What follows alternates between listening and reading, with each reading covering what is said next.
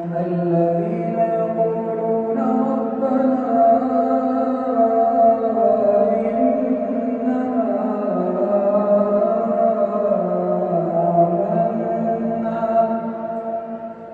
آمنا بسم اللہ الرحمن الرحیم۔ سورہ آل عمران آیت نمبر 45 آج ہم تلاوت کریں گے۔ اعوذ باللہ من الشیطان الرجیم۔ اذ قالت الملائکۃ یا مریم ان اللہ یبشرک بکلمۃ منہ اسمہ المسیح عیسی ابن مریم وجیہا فی الدنیا والآخرہ ومن المقربین۔ یہ 45 آیت ہے، اور پھر آگے بھی ہے وَيُقَلِّمُ النَّاسَ فِي الْمَهْدِ وَكَهْلًا مِنَ الصَّالِحِينَ۔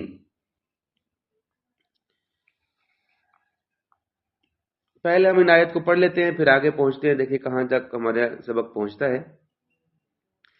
اذ قالت الملائکہ، یہ آیت کا حصہ جو ہے کل ہم نے ڈسکس کر لیا۔ اذ یعنی جب، قالت اس نے کہا، یعنی اس مؤنث نے کہا، یعنی کیا، یعنی ملائکہ۔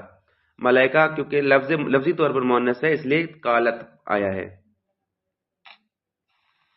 اذ قالت الملائکہ، جب فرشتوں نے کہا، یا مریم، اے مریم، ان اللہ، بے شک اللہ، یبشرو، اللہ بشارت دیتا ہے، اللہ خوشخبری دیتا ہے۔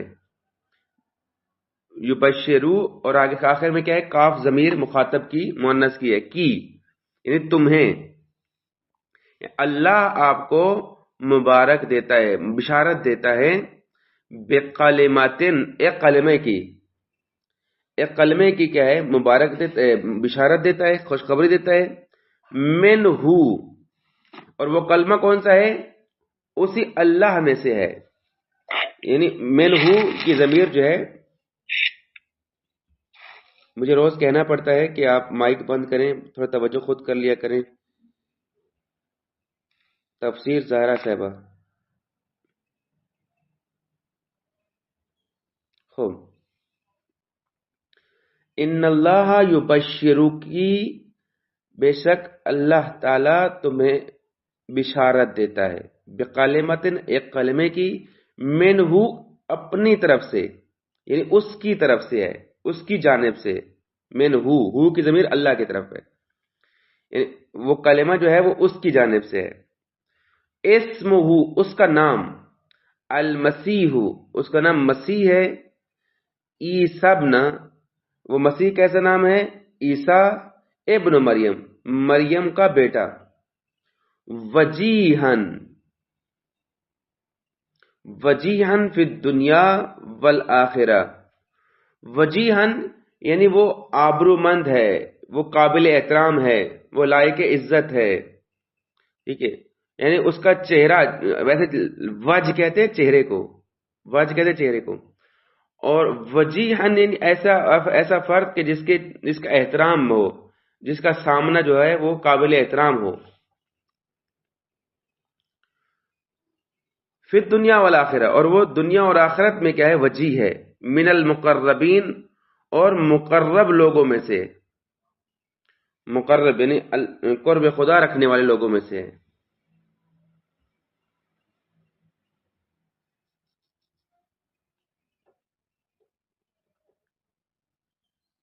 یہ آیت کا ایک حصہ ہوا۔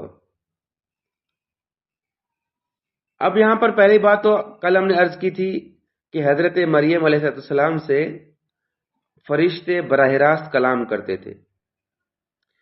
اب اس آیت میں حضرت مریم کو بشارت دی جا رہی ہے حضرت مسیح کی، اور حضرت مسیح کو کلمت اللہ کا لقب دیا جاتا ہے، کیونکہ وہ بغیر باپ کے پیدا ہوئے، تو اللہ نے ان کو اپنی طرف سے کلمہ کہہ کر صادر کیا کہ وہ میری طرف سے ایک کلمہ ہے، یعنی حضرت عیسیٰ کی جو ولادت ہے اس کو اللہ نے ایک کلمے کے طور پر، ایک نشاندہی کے طور پر بیان کیا ہے۔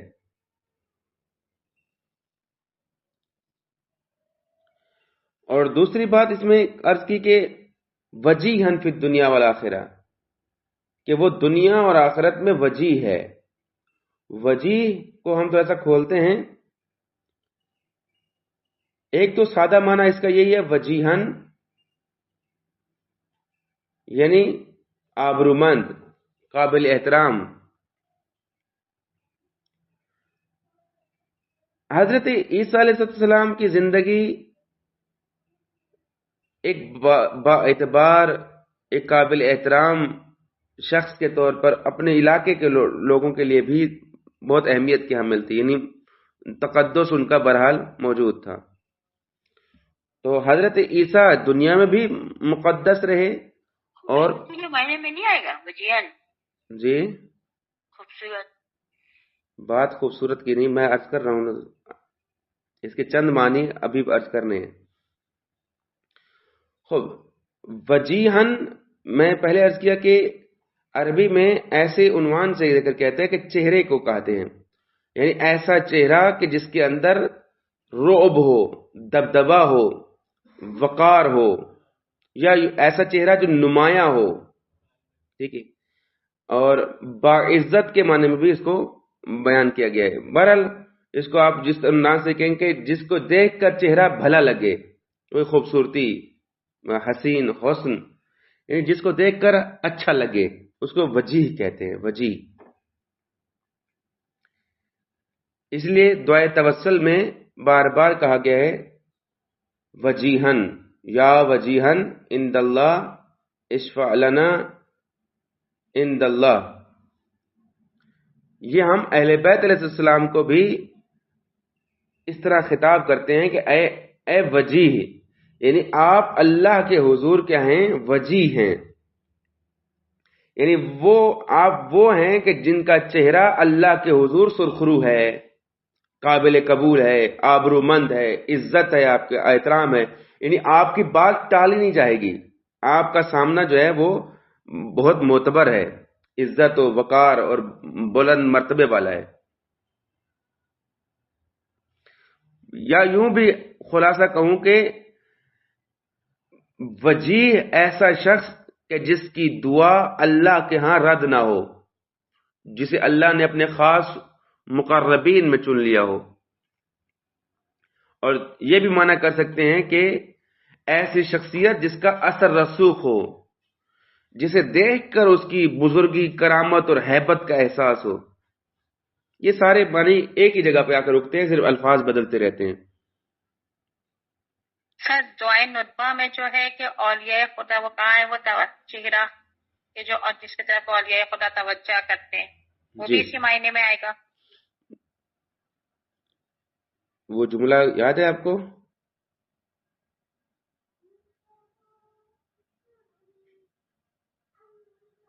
وہ پورا جملہ عربی کا یاد ہے؟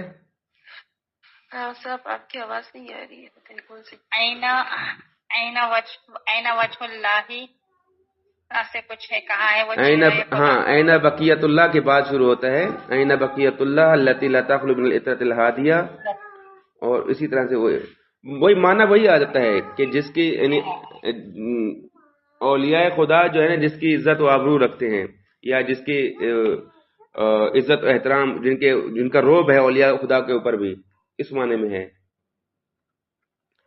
خوب وجاہت لفظ استعمال آپ نے اردو میں کیا ہوگا بہت دفعہ، نام بھی رکھتے ہیں ہم وجاہت۔ مجھے عربی یاد۔ جی سنائیں۔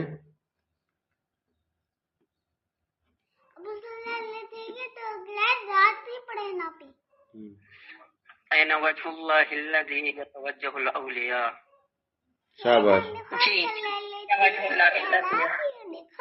تو بہرحال معنی وہی ہے، وجہ، وہاں پر وجہ ہے، وجیہ نہیں ہے، یعنی وہ کہاں ہے، وہ وجہ اللہ، یعنی وہ اللہ کا رخ، اللہ کا چہرہ جس کی طرف اولیاء خدا متوجہ ہوتے ہیں، وہ اس معنی میں وجہ اللہ سے مراد، یعنی وہ ہستی کہ جس کے ذریعے اللہ کی معرفت اور پہچان حاصل ہو۔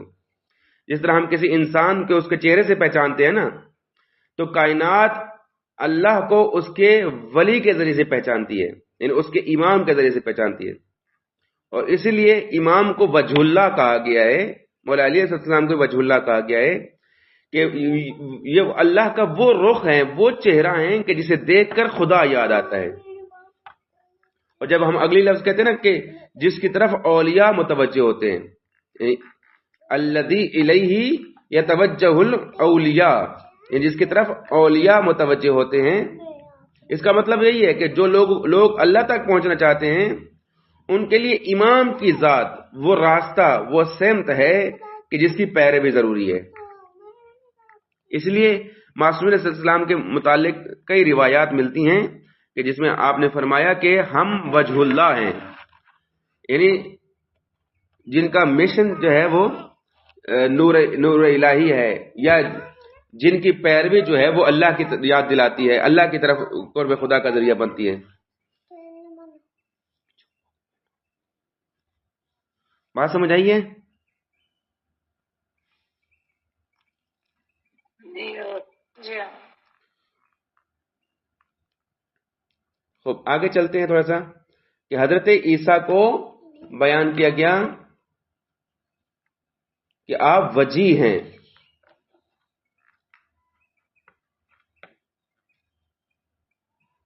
کہاں؟ دنیا میں بھی وجی ہیں آپ اور آخرت میں بھی وجی ہیں. اس میں لفظ کلمہ کو میں کھولنا چاہ رہا تھا لیکن اس کی طرف توجہ نہیں ہو رہی کہ کلمہ، جیسے قرآن مجید نے ایک جگہ لفظ استعمال کیا نا کہ کائنات کو خلق کرنے کے لیے اللہ کا جو ارادہ ہے وہ ایک کلمہ ہے. یعنی کلمہ کیا ہے؟ یعنی کن فیکون، یعنی وہ ہو جا. تو اب اللہ نے حضرت عیسیٰ کو بھی کلمہ قرار دیا ہے، اس لیے کہ ان کو اس کن کے ذریعے سے خلق کیا ہے. یعنی ان کو اسباب کے ذریعے سے خلق نہیں کیا.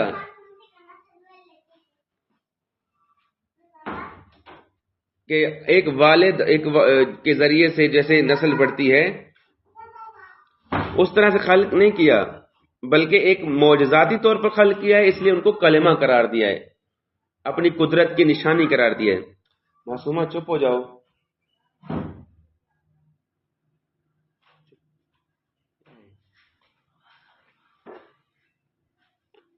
دروازہ بند کر.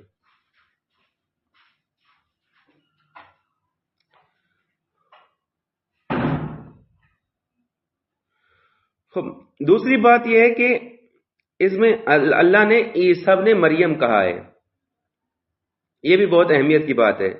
ابن مریم، مادی وسائل میں جو مادی طریقہ کار ہے اس میں کیا ہوتا ہے کہ اولاد کو باپ کے نام سے پکارا جاتا ہے. ٹھیک ہے.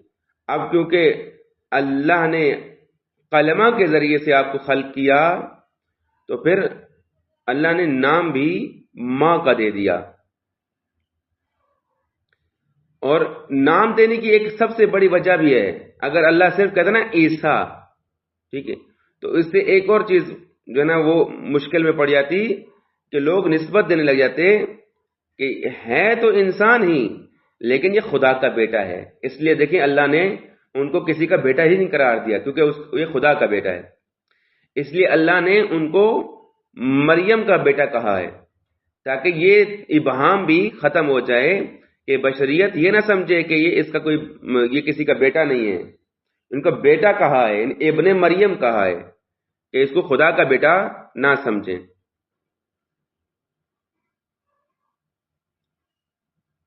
یہ روح اللہ کیوں کہتے ہیں؟ اللہ کی روح یعنی کیا اللہ نے؟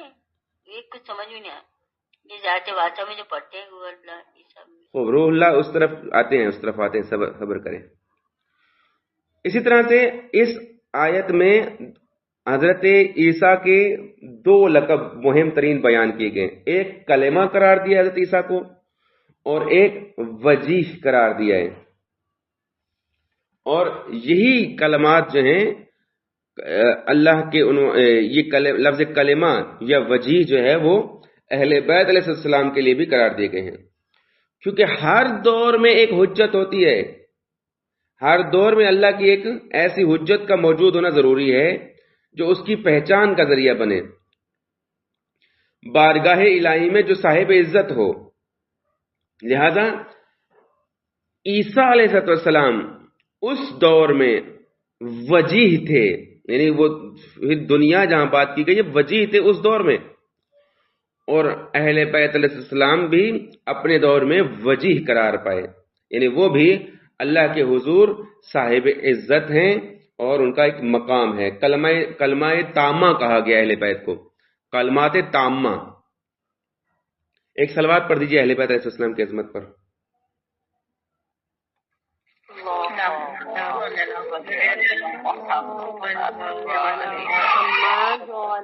یہ کلمات تامہ زیادہ جامع کبیرہ میں کہا گیا ہے۔ جی ہاں ایسے ہی ہے۔ ذہن میں آپ سب علماء ہیں جی، میں تو طالب علم میں کوشش کر رہا ہوتا ہوں، تھوڑا سا سن لیا کریں۔ نہیں، ہم بھی آپ کی طرح سے یہ بس تھوڑا سا ذہن میں آ جاتا ہے ایک دم سے۔ یہی علم ہے۔ میں ایک روایت پڑھ رہا تھا کہ مولا علی کا قول تھا اس میں کہ علم انسان کے اندر انسٹالڈ ہے، یعنی اندر موجود ہے، اور اس کو تذکر دینے کی ضرورت ہے، یعنی اس کو ابھارنے کی ضرورت ہے، یا میں اپنے الفاظ میں کہوں رگڑا لگانے کی ضرورت ہے، صفائی کرنے کی ضرورت ہے۔ تو جیسی توجہ ہوتی ہے تو پتہ لگتا ہے وہ یہ تو پڑھا ہوا ہے، یہ تو یاد ہے، یہ تو ہمیں معلوم ہے۔ تو آیت نمبر 45 کو ہم نے یہاں پر مکمل کیا، بس اس کا آخری لفظ رہتا ہے، وہ کیا ہے؟ من المقربین، یعنی ان کو کلمہ قرار دیا، کلمہ کے ساتھ ساتھ ان کو وجیح قرار دیا، وجیح کے بعد ان کو اللہ نے مقربین میں سے قرار دیا۔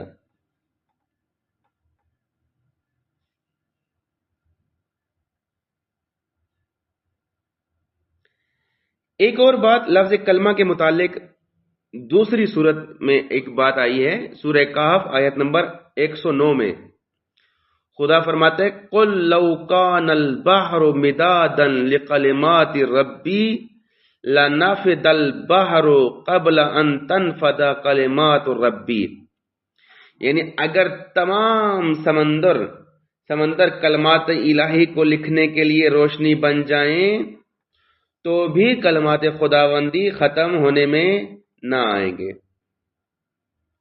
یہاں سے ایک آیت سمجھ آتی ہے کہ اللہ نے جو حضرت عیسیٰ کو کلمہ کہا ہے یہ ان کلمات میں سے ایک کلمہ ہے، بِقَلِمَةٍ مِّنْهُ۔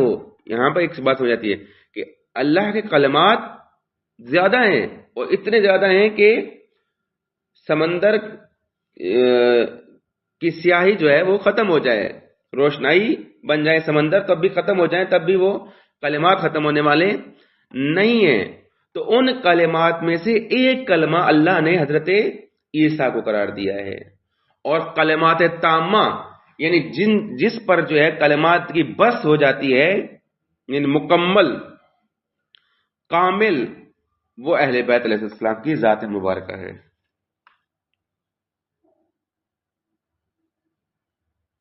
مولا علی کے بارے میں بھی یہی کہا گیا ہے نا، تمام درخت سیاہی وہ بن جائے۔ جی میں بھی یہی بول رہی تھی کہ مولا علی کے بارے میں رسول خدا کی جو حدیث ہے، یہ نعوذ باللہ تو وہ ہو جائے گا، شرک ہو جائے گا۔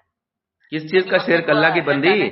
شرک نہیں ہے، شرک تو نہیں ہوگا۔ خیر، یہ یہاں سے ایک سمجھ آتی ہے بات کہ جب کلمات سنیں جب کلمہ تامہ امیر المومنین علی ابن ابی طالب کی ذات مبارکہ ہے تو اس سے وہی بات قرآن کی اخذ ہوتی ہے کہ خدا کے کلمات ختم ہونے والے نہیں ہیں، اور وہ کلمہ تامہ کون ہے؟ امیر المومنین علی ابن ابی طالب کی ذات ہے، کہ جیسے علی کے فضائل ختم ہونے والے نہیں ہیں، یہ اسی مطابقت میں ہے، یہ کوئی شرک میں یا کوئی مبالغے کی بات نہیں ہے۔ یہ جو ہم کہتے ہیں کہ قرآن مجید امیر المومنین کے فضائل سے بھرا ہوا ہے، یہی اشارے ہی ہیں جنہیں ہمیں توجہ کرنے کی ضرورت ہے، کہ ذرا توجہ کریں گے تو ہمیں معلوم ہوگا کہ کہاں کہاں فضیلتیں پھیلی ہوئی ہیں۔ میں ایک اور کل بھی آپ کو کہہ رہا تھا، ایک مطلب بتانا چاہ رہا تھا کہ جو شاید آپ کو لگے کہ یہ فٹ نہیں بیٹھتا، لیکن میں آپ کو فٹ کر کے دکھاتا ہوں کہ اللہ تعالیٰ نے یہاں پر عیسیٰ ابن مریم کہا ہے۔ عیسیٰ ابن مریم کیوں کہا ہے؟ ایک تو میں نے وجہ بتائی کہ اگر اللہ صرف عیسیٰ کہہ دیتا تو یہ بھی ایک بات سمجھ آتی تھی کہ اللہ کا بیٹا نہیں ہے، اس لیے لوگ اللہ کا بیٹا سمجھنے لگتے کہ کوئی اس کا کوئی باپ نہیں ہے تو اللہ ہی اس کا باپ ہے. تو اللہ نے ایک اس عقیدے کے عنوان سے بھی کام کو درست کیا.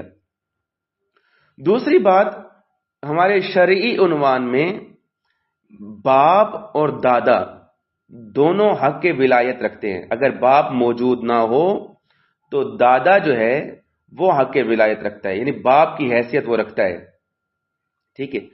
اب جب کہ دیکھیں کہ حضرت مریم کے بابا کون ہیں؟ حضرت کیا نام ہے ان کا؟ عمران. حضرت عمران اپنی تمام فضیلت اور تمام مرتبے کے ساتھ اللہ نے یہ نہیں کہا کہ عیسیٰ ابن عمران، عیسیٰ ابن عمران نہیں کہا، حالانکہ عمران عیسیٰ پر حق ولایت رکھتے ہیں، یعنی ان کی ایک منزلت ہے، وقار ہے، شرعی طور پر بھی ہے، لیکن اللہ نے ماں کے ساتھ تعارف کروایا. یہاں پر فضیلت اہل بیت سمجھ آتی ہے کہ حدیث قصہ اٹھا کر دیکھیں تو اللہ نے جب فرشتوں کو خاندان اہل بیت کا تعارف کروایا تو کیا کہا؟ ہم فاطمۃ ابوہا و بعلہا و بنوہا. یہ فاطمہ ہیں، یہ اس کے بابا ہیں، یہ اس کے شوہر ہیں اور اس کے 2 بچے ہیں. یہاں سے سمجھ آتا ہے کہ اللہ اس امت مسلمہ کو سمجھانا چاہ رہا ہے قرآن میں بار بار عیسیٰ ابن مریم کہہ کر کہ اگر میں خاندان مصطفیٰ کا تعارف خاندان فاطمہ سے کراؤں تو پریشان نہیں ہونا. توجہ ہے آپ کی؟ اللہم صلی علی محمد و آل محمد. خوب، تو یہاں پر آگے چلتے ہیں جی. لہذا ایک بات تو واضح ہو گئی کہ اللہ نے بشارت دی ہے حضرت عیسیٰ کی، یبشرو کہہ کر، یعنی اولاد در حقیقت ایک نعمت ہے اور اس کی بشارت دی جاتی ہے. ایک یہ بات. دوسری یہ کہ حضرت عیسیٰ جو ہیں وہ خدا کے بیٹے نہیں ہیں، وہ مخلوق خدا ہیں، اس لیے ان کو اللہ نے کلمہ کہہ کر پکارا ہے.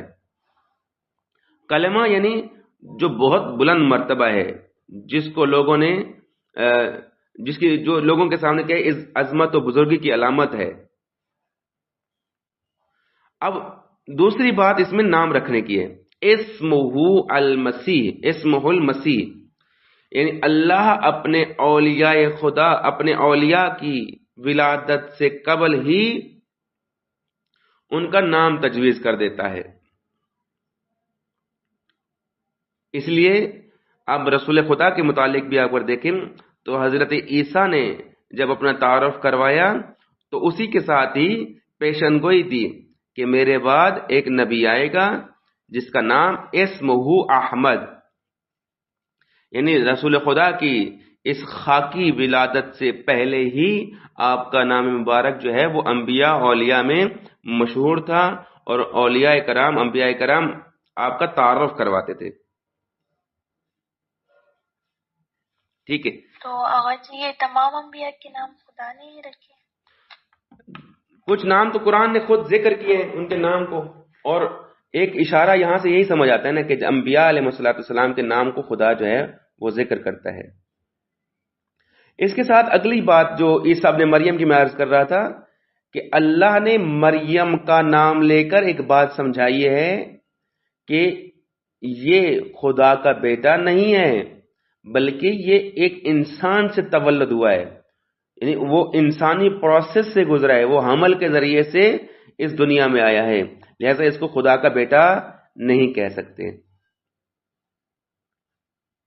یہ ایک آیت ہوئی. اب آگے چلتے ہیں. حضرت عیسیٰ کی ایک اور فضیلت بتائیے، وہ کیا ہے؟ وَيُكَلِّمُ النَّاسَ فِي الْمَهْدِ وَكَهْلًا مِنَ الصَّالِحِينَ.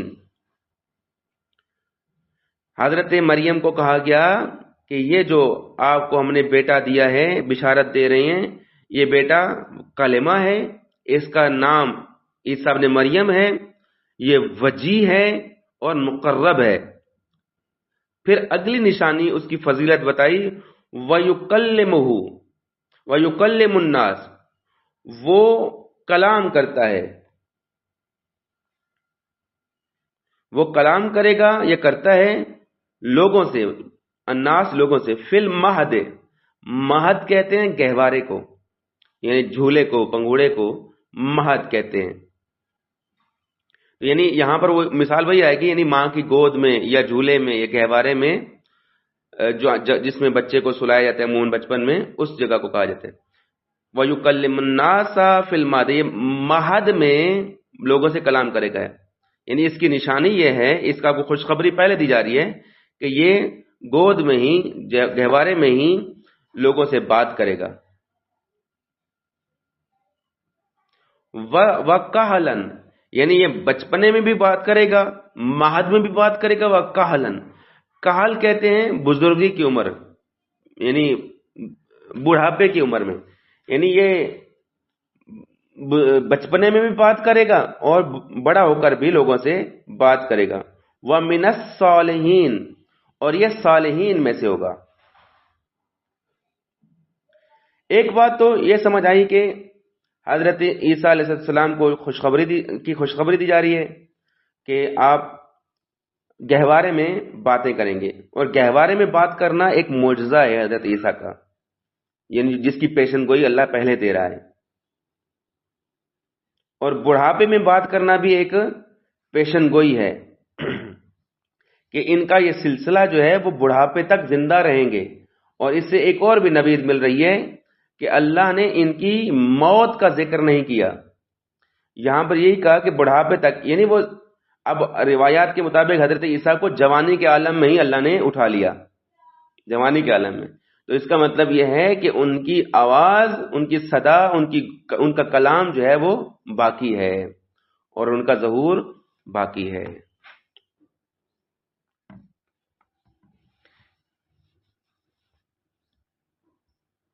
اچھا یحییٰ بھی زندہ ہے نا، یعنی وہ اٹھا گئے. حضرت یحییٰ کو قتل کر دیا گیا تھا، ان کے سر کاٹ دیا گیا تھا. اچھا ہاں وہ تو شہید. خوب، حضرت مریم کو اللہ نے بشارت دی کہ ان کا نور جشم جو ہے وہ گہوارے میں گفتگو. میری سن لیا کریں عزیزم، سوال کو کہیں اور نہ لے جایا کریں، گفتگو کے درمیان مخل نہ ہوا کریں. حضرت مریم کو بشارت دی جا رہی ہے کہ آپ کا بیٹا گہوارے میں بات کرے گا، اور یہ جب سن کہولت تک پہنچ جائے گا، یعنی کہل ہو جائے گا. کہل کی عمر کہا گیا ہے کہ 40 سے 45 سال کی، 50 سال کی جو عمر ہوتی ہے، اس عمر کو کہولت کی عمر کہا جاتا ہے. یعنی عمر کے 3 حصے ہیں.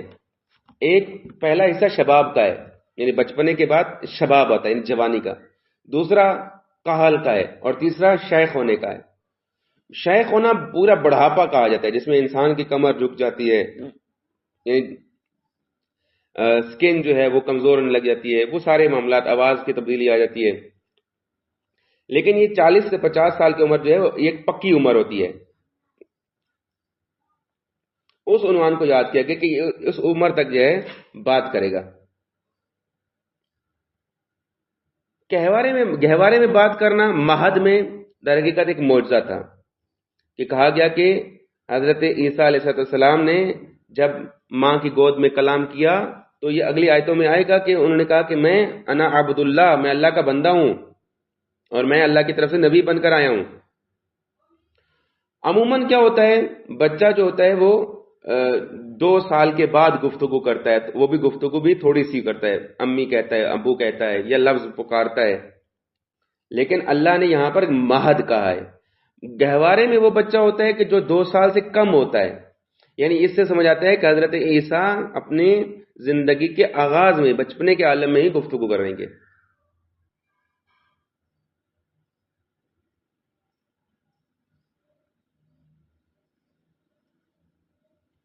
اس لیے حضرت عیسیٰ نے آتے سے رہی، ابھی سورہ مریم میں اگر آپ پڑھیں گے تو اس میں بیان ہے، حضرت عیسیٰ نے اپنے اسی 3-4 دن کی عمر میں ہی کلام کیا اور فرمایا کہ آتانی الکتاب وجعلنی نبیا، اللہ نے مجھے کتاب عطا کی ہے اور مجھے نبی قرار دیا ہے. خوب، اس کی باقی امت کے متعلق جو ہے وہ بحث ہے، اس کی طرف ہم نہیں جاتے، لیکن ایک اور گفتگو کرتے ہیں کہ پہلی بات، یکلم الناس فی المہد، وہ لوگوں سے کلام کرے گا. یعنی جو اللہ شوہر کے بغیر مریم کو اولاد عطا کر سکتا ہے تو وہی اللہ بچے کو گہوارے میں بات کرنے کی قوت گویائی بھی عطا کر سکتا ہے. ایک یہ بات.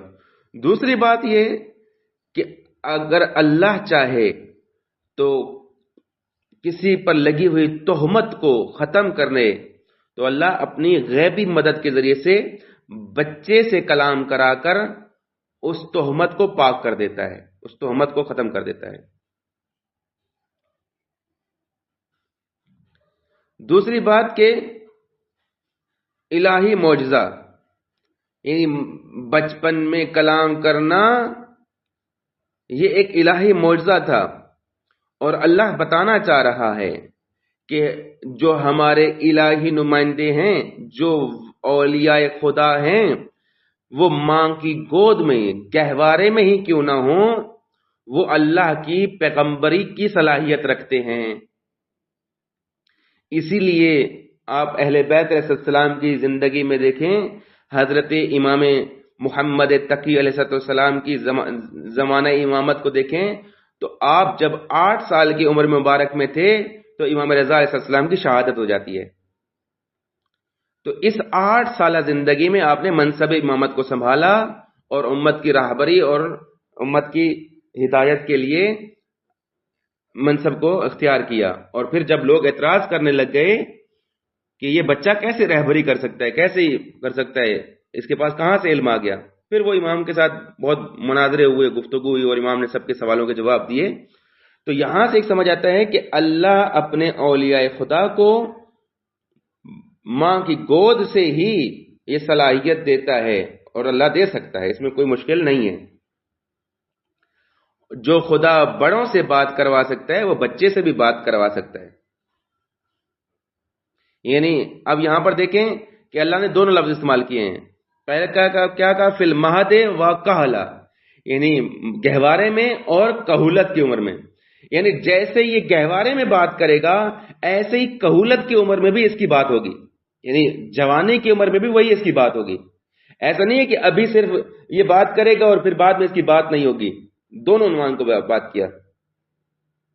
اور پھر کہا یہ صالحین میں سے ہے، وَمِنَ الصَّالِحِينَ، کیونکہ ماں صالحہ ہے، ماں نیک ہے، تو اللہ اس کے بیٹے کو بھی صالحین میں سے قرار دے رہا ہے. یہ تیرا بیٹا بھی صالحین میں سے ہے. اگر تھکے نہیں ہیں تو ایک صلوات پڑھ دیجئے.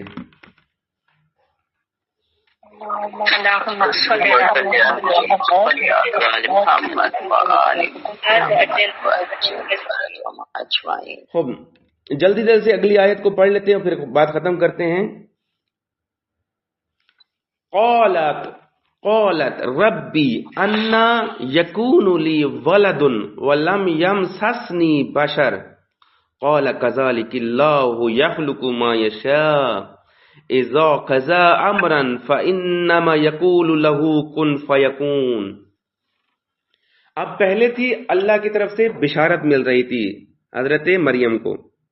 اب حضرت مریم جو ہیں وہ سوالیہ انداز میں تعجب کے طور پر حقیقت کو جاننے کے لیے ایک سوال کر رہی ہیں. کیا کہہ رہی ہیں؟ فرمایا قالت، مریم نے کہا، ربی، اے میرے رب، انا، کیسے، یکونو، کیسے ہوگا، لی، میرے لیے، ولدن، بیٹا، یعنی میرے ہاں لڑکا کس طرح ہو سکتا ہے، کیسے ہو سکتا ہے، ولم یمسسنی، اور مجھے مس نہیں کیا، ٹچ نہیں کیا، چھوا تک نہیں ہے، بشرن، بشر نے، یعنی ایک فزیکل جو طریقہ ہوتا ہے بچے کی تولید کا، بچے کی ولادت کا، کہ ایک مرد اور عورت جو ہیں وہ ایک دوسرے کے ساتھ ملاقات کرتے ہیں تو اس کے نتیجے میں خدا نسل بڑھاتا ہے. تو اسی عنوان سے حضرت مریم ذکر کر رہی ہیں کہ ایک عمومی پروسیس جو ہے وہ تو یہاں پر نہیں ہو رہا، تو کیسے ہوگا یہ، انا یکون لی ولدن. تو پھر اللہ نے جواب دیا، قال، اللہ نے کہا، کذالک اللہ، کذالک اللہ، ایسا ہی ہوگا. آپ جو کہہ رہی ہیں نا، آپ پریشان نہیں ہو، ایسا ہی ہوگا. یخلقو ما یشاء، وہ خلق کرتا ہے جو وہ چاہتا ہے. یہاں ما جو ہے وہ جو کے معنی میں. یخلقو یعنی اللہ خلق کرتا ہے، ما یشاء جو وہ چاہتا ہے. اذا قضا امران، جب وہ کسی، اذا یعنی جب، قضا یعنی جب وہ کسی امر کا ارادہ کرتا ہے، جب وہ کسی کو امر کو چاہتا ہے، کسی حکم کا ارادہ کرتا ہے، فَإِنَّمَا پس سوائے اس کا نہیں، یقولو وہ کہتا ہے، یعنی اللہ کہتا ہے، لہو اس امر کے لیے یعنی اس کام کے لیے وہ کہتا ہے کون ہو جا، فَيَكُونْ پس وہ ہو جاتا ہے.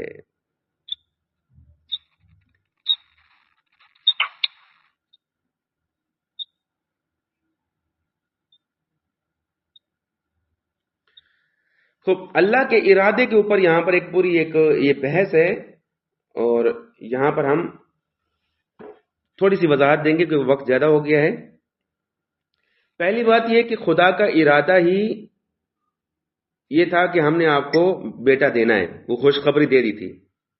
لہذا جب اللہ ارادہ کر چکا ہے تو پھر اس کے لیے مادی وسائل کی یا اسباب کی ضرورت نہیں ہے. جو خدا پیدائش کا سبب ہے، یعنی وہ خود تخلیق کرتا ہے، خالق وہی ہے، ٹھیک ہے. وہ اشیاء و افراد کو کسی قسم کے مادی اسباب و وسائل کے بغیر بھی پیدا کر سکتا ہے. اسباب کا مہیا کرنا یا اسباب کا نہ ہونا یہ خدا کے ہاتھ میں ہے. جس خدا نے آدم کو بغیر سبب کے خلق کیا، یعنی بغیر والد کے خلق کیا، وہی خدا عیسیٰ کو بھی بغیر والد کے خلق کر سکتا ہے. اور جو کسی کو والد کے ذریعے سے خلق کرتا ہے، ماں اور باپ کے ذریعے سے خلق کرتا ہے، وہی خدا بغیر باپ کے بھی خلق کر سکتا ہے. اب خدا کے اختیار میں نا، کبھی وہ کسی سے اس تاثیر کو سلب کر لیتا ہے اور کبھی وہ کسی چیز کو وہ تاثیر عطا کر دیتا ہے. کائنات کی تخلیق، اس کی بقا، اس کے آثار، مقدار، غرض سب کچھ خدا کے ارادے، اختیار اور مرضی اور منشا کے مطابق ہیں. اس لیے اللہ نے کہا کیا؟ وَكَذَلِكَ اللَّهُ يَخْلُقُ مَا يَشَاءُ. اسی طرح یہ ہے، یعنی اللہ کہتا ہے کہ یہ جو آپ بات کر رہی ہیں نا، بات یہی ہے کہ آپ کو کسی نے مس نہیں کیا، آپ کو کسی بشر نے چھوا نہیں ہے، بات یہی ہے. لیکن اللہ خلق کرتا ہے جس کو وہ چاہتا ہے.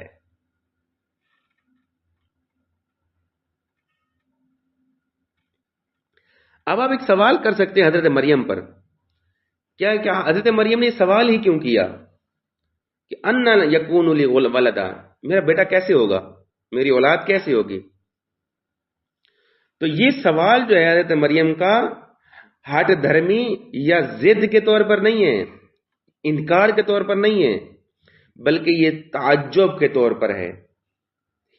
اللہ کے ارادے کو مزید جاننے کے طور پر ہے، یعنی اس میں سوالیہ عنوان ہے کہ پتہ تو ہو کہ اللہ کا ارادہ کیا ہے.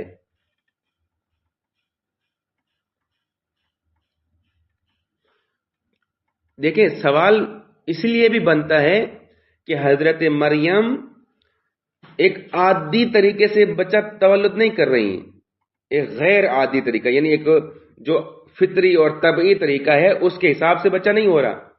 تو یہاں پر سوال بنتا ہے، اور جب غیر فطری چیز کی بشارت دی جا رہی ہو تو پھر اللہ سے سوال کر سکتے ہیں. لیکن اس سے بڑی بات عرض کروں کہ غیر معمولی طریقے، غیر فطری طریقے یا کسی بھی چیز کی تخلیق اللہ کے لیے کوئی نئی بات نہیں ہے. اس لیے اللہ کہتے ہیں کذالک اللہ، ایسا ہی ہوتا ہے، اللہ جو چاہتا ہے کر لیتا ہے. اور خلقت، جتنی بھی خلقت ہے، چاہے انسانوں کی ہو چاہے غیر انسان کی ہو، وہ اللہ کے ارادے کے ماتحت ہے. اللہ ارادہ کرتا ہے اور وہ چیز ہو جاتی ہے. امیر المومنین کا یہاں ایک فرمان ہے، وہ سنا کے بعد ختم کرتے ہیں. مولا کائنات فرماتے ہیں کہ یہ لفظ کون کے متعلق کہا گیا ہے، کہ کون ہی کیوں کہا جائے، یعنی آخر اللہ کو ایک لفظ کون کہنے کی کیا ضرورت ہے؟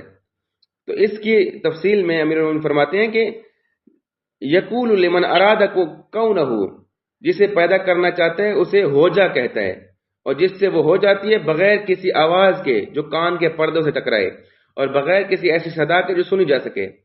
یعنی یہ جو اللہ کہہ رہا ہے کہ ہو جا، یہ کوئی ایسی صدا نہیں ہے کہ جو کانوں تک پہنچ سکے یا جو سنائی جا سکے، بلکہ یہ اللہ کا کلام ہے جو ایجاد کرتا ایک فعل ہے، اور اللہ ارادہ کرتا ہے۔ جب اللہ ارادہ کرتا ہے تو پھر وہ کام ہو جاتا ہے۔ یہ لفظ کن بھی لفظی طور پر نہیں ہے، یہ ارادی طور پر ہے کہ اللہ کسی کام کا ارادہ کر لے تو وہ ہو جاتا ہے۔ اللہ لفظ کا بھی محتاج نہیں ہے۔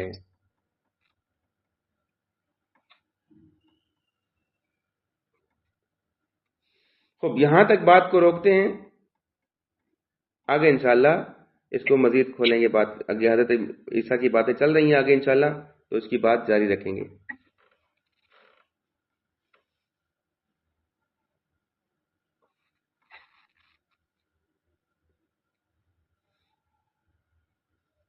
سو گئے ہیں، جاگ رہے ہیں؟ جاگ رہے ہیں سر، جاگ رہے ہیں۔ چپ ہی ہو گئے ہیں سارے۔ آپ کی طرف سے سوال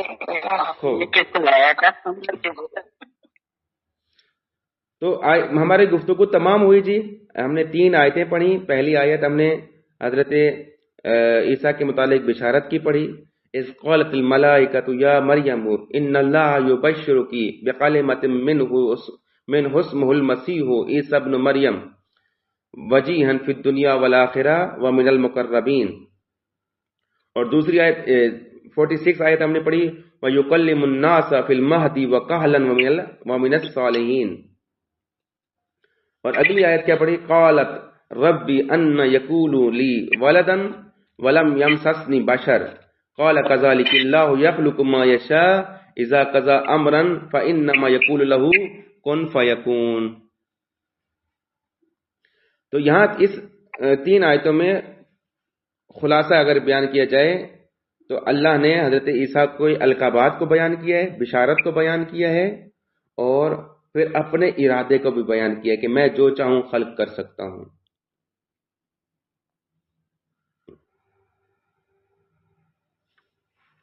ایک معنی جو ہے میں کرنا چاہ رہا تھا، بات رہ گئی تھی، اور بہت پیارا معنی سامنے آ گیا ہے کہ اللہ نے یہاں پر یخلق کہا ہے، یخلق ما یشاء، یہ نہیں کہا کہ یجعل ما یشاء۔ یخلق پیدا کرنا، یہ خلق کرنا ہوتا ہے، اور یجعل جو ہے بنانا ہوتا ہے۔ اللہ یخلق کہہ کر واضح کر رہا ہے کہ یہ جو میں کام کر رہا ہوں یہ ایک نئی تخلیق ہے، یعنی میں خلق کر رہا ہوں، بنا نہیں رہا۔ یعنی ایک بنانا تو ہوتا ہے، ایک عادی طریقے سے پروسیس آ رہا ہے کہ میں عیسیٰ کو قرار دے رہا ہوں، عیسیٰ کو بنا رہا ہوں، نہیں، بلکہ کیا کہ خلق کر رہا ہوں، یعنی مادی اسباب کا اللہ محتاج نہیں ہے، خلق کر رہا ہے۔ وہ چاہے تو مٹی سے آدم کو خلق کرے، وہ چاہے تو بغیر باپ کے عیسیٰ کو پیدا کرے۔ وصلی اللہ علی محمد وآلہ طیبین الطاہرین المعصومین۔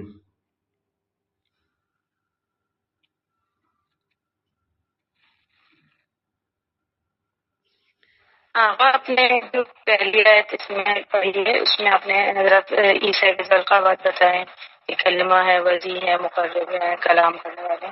اس میں ایک اور اللہ نے لقب مسیح بھی یوز کیا ہے، اس کا آپ نے بتایا۔ ہاں، مسیح،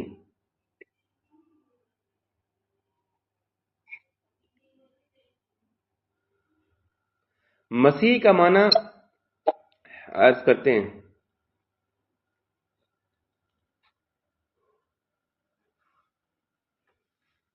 یہاں پر بھی ذکر ہوا ہے، یہ تفسیر میں لکھا ہوا ہے، یہاں پر میں نے جان بوجھ کے شاید چھوڑ دیا یا مجھے توجہ نہیں ہوئی۔ مسیح عبرانی لفظ کا معنی ہے، عبرانی لفظ ہے جسے مبارک کے معنی میں کہا گیا ہے، مبارک بابرکت کے معنی میں کہا گیا ہے۔ اور مفسرین کہتے ہیں کہ یہ بادشاہوں کا لقب ہوا کرتا تھا، یعنی ایسے لوگ جن کے ہاں اقتدار ہو، جن کو ایک قدرت حاصل ہو، ان کے لیے لفظ مسیح استعمال کیا تھا. اور مسیح مس سے ہے. ہم ایک وضو کے دوران کہتے ہیں نا کہ مسح کرو، ومسحو برؤسکم، اپنے سر کا مسح کرو. تو اس کا یہ بھی معنی ہے کہ وہ شخصیت بادشاہ جو ہوتے تھے نا، وہ اپنے جسم پر ایک مقدس تیل لگواتے تھے. ٹھیک ہے، جسم پر تیل لگاتے تھے. تو اس تیل لگانے کو یعنی مس کرنا، کہ تیل مس ہو رہا ہے ان کو نا، تو جو تیل لگوا رہا ہے اس کو مسیح کہا جاتا تھا. یعنی یہ بابرکت ہو گیا. یعنی ایک تیل جو مقدس ہوتا تھا اس کو لگانے سے کہا جاتا تھا کہ یہ بابرکت ہو گیا، تیل لگائے تو بابرکت ہو گیا. ٹھیک ہے، یہ اس عنوان سے بھی ایک معنی کر سکتے ہیں. اور دوسرا معنی جو روایات میں بیان ہوئے ہیں وہ یہ ہے کہ حضرت عیسیٰ علیہ السلام سیاحت بہت کرتے تھے، یعنی سفر بہت کرتے تھے. سیاح سے بھی مسیح ہے، سیاحت سے، یعنی وہ زمین کے بہت زیادہ سفر کرتے ہیں. چنانچہ حضرت عیسیٰ نے تبلیغ دین کے لیے بہت سفر کیے ہیں، یعنی ملکوں سفر کیے ہیں. تو اس لحاظ سے ان کو مسیح قرار دیا گیا. ایک یہ معنی بھی ہے. تیسرا معنی ایک اور بھی ہے کہ ایسا بندہ کہ جس کا چہرہ چمکتا ہو، جس کا چہرے پر نور نظر آتا ہو، یعنی چہرہ جو ہے وہ متبرک ہو، جس کے چہرے کو دیکھ کر جو ہے وہ خوبصورتی محسوس ہو. ایک یہ معنی بھی کیا گیا ہے. اور اصطلاحی طور پر اگر معنی کریں تو اصطلاح میں وہی برکت کا معنی ہے. معجزاتی لمس بھی ہے، یعنی وہ مسیح ہے کہ اگر وہ کسی کو مس کرے، جیسے روایت میں ہے کہ حضرت عیسیٰ بیمار کو یا برس کے مریض کو مس کرتے تھے تو وہ اللہ کے حکم سے شفا یاب ہو جاتا تھا. ٹھیک ہے، تو اس لحاظ سے بھی اس کو مسیح کہا گیا ہے کہ وہ مس کرنے والا. اس لیے حضرت عیسیٰ کا ایک لقب ہے مسیح الہدا.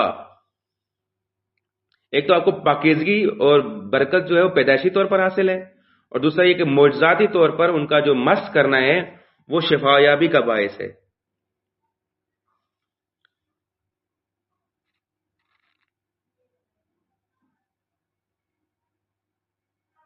یہاں پہ عیسیٰ کی بھی میننگ یہ ہے کہ یہ نجات دہندہ، یہ بھی ایک ہمارے لیے ہے.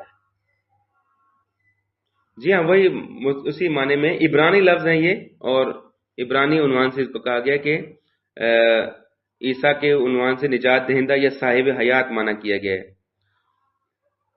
یعنی جس کی زندگی ہو. اور روایت میں ہے کہ عیسیٰ یعنی وہ شخص جو آخری زمانے میں نازل ہو کر دنیا کو عدل و انصاف سے بھر دے گا. مسیح الہدا.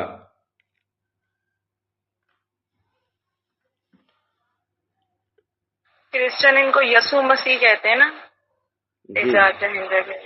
جی یسوع وہی اسی یسوع اور عیسیٰ اسی معنی میں استعمال کرتے ہیں، نجات دہندہ یا خدا کا مددگار، اس معنی میں لیتے ہیں. خوب جتنے معنی کرتے جائیں جی معنی بڑھتے جاتے ہیں. عیسیٰ کے معنی بھی متبرک ہیں، نجات دہندہ کے ہیں، اور کہا گیا ہے کہ وہ اس کو وہ بنی اسرائیل کو نجات دیں گے، آخری زمانے میں آ کر عدل و انصاف قائم کریں گے. وہ پوری روایات جو ہیں اس پر موجود ہیں. خوب ایک اور قرآن مجید کی آیت میں حضرت عیسیٰ کو بیان کیا گیا وَجَعَلَنِي مُبَارَكًا، اس کو ہم نے مبارک بنایا ہے، یعنی بابرکت بنایا ہے. آج کے لیے اتنا کافی ہے جی. انشاءاللہ پھر اگلی آیتوں میں جب ذکر آئے گا تو بہت سارے سوال ہمارے حل ہوتے جائیں گے. اللہم صلی علی محمد وعلی محمد وعجل